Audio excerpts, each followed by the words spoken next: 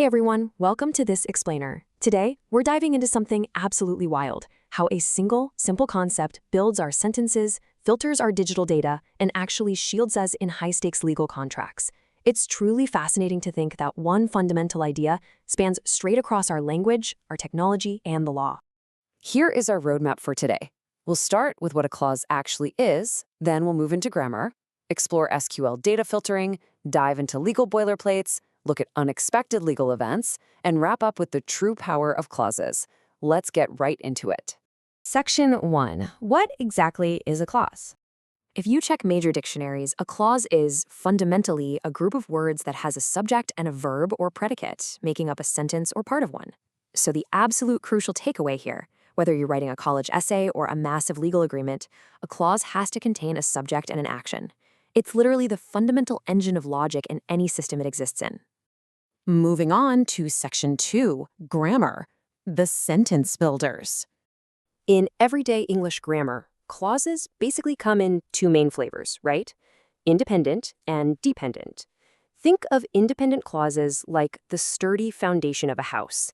They've got a subject, they've got a verb, and they stand completely alone, making perfect sense, like, I know how to drive a car. Boom, complete independent thought.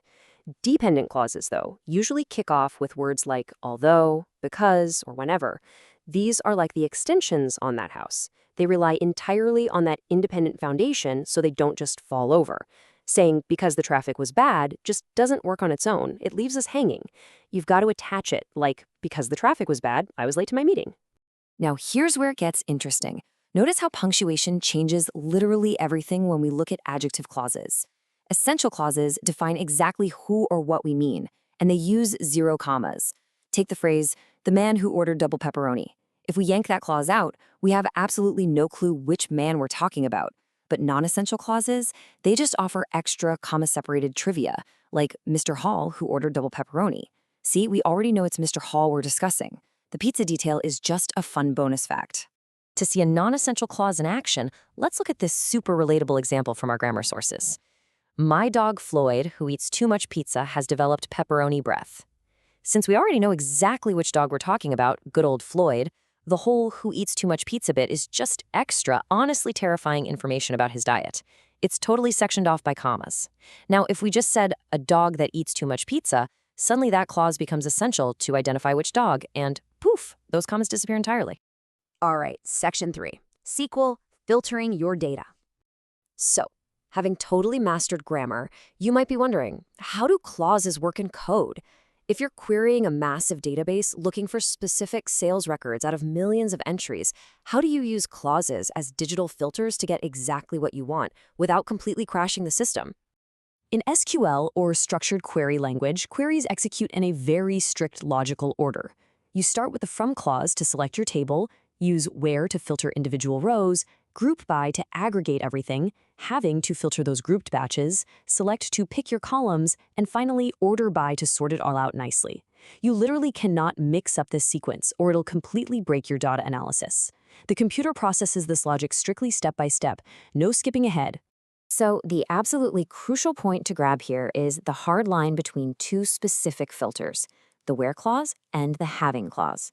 You use where to hunt down raw data before any grouping happens, like finding individual customers in New Delhi. But here's the catch. You cannot use aggregate functions like sum or count in a where clause. No way. For that, you need the having clause. Having filters the results after they've been grouped together. So if you want to find product categories with total sales over $10,000, you group the sales first and then hit it with the having clause. Let's pivot again. Section 4, legal. Boilerplates and protection. Stepping into the high-stakes world of law, you know when you sign a contract, there are always those standard provisions tucked away at the very bottom? Yeah, those are boilerplate clauses. Some common ones include the assignment clause, which basically dictates whether or not you can transfer your contractual rights to a third party. Then there's arbitration, where everyone agrees to skip the whole court drama and use an out-of-court arbitrator instead. And severability, which is a real lifesaver. It keeps the rest of the contract totally valid, even if one specific provision gets thrown out. Knowing these clauses, that's what stops you from accidentally signing your rights away or getting dragged into a lengthy court battle. But hey, some clauses are way more intense. Just look at this incredibly dense wall of legal jargon. This is an indemnification clause. It dictates that a company agrees to protect, defend, and indemnify the other party against all claims, liabilities, and losses. In plain English, this shifts the financial risk entirely from one party to another. If a third party sues because of something you did, the indemnifying party has to pull out their wallet and foot the bill. And you really got to watch out for words like defend. That means you might have to start paying for lawyers right out of the gate, even if the lawsuit turns out to be totally bogus. It's a massive, massive commitment of risk. Because indemnification can basically force a company into paying unlimited legal fees, establishing a liability cap is a huge takeaway here.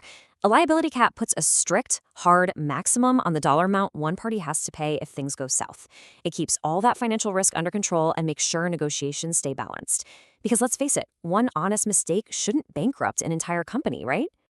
Moving to Section 5, Legal, Expecting the Unexpected. But what happens when something completely unpredictable happens? Enter the ultimate shield, the force majeure clause. That term literally translates to superior force. It's a contract provision that allocates the risk of loss if doing your part becomes literally impossible due to unforeseeable events that are way beyond your control. We're talking natural disasters, sudden government shutdowns, or global pandemics. Say a hurricane completely destroys a factory. Well, a force majeure clause is the only thing legally excusing that manufacturer from failing to deliver their product on time. When a disaster does strike, this clause lays out a clear-cut survival procedure.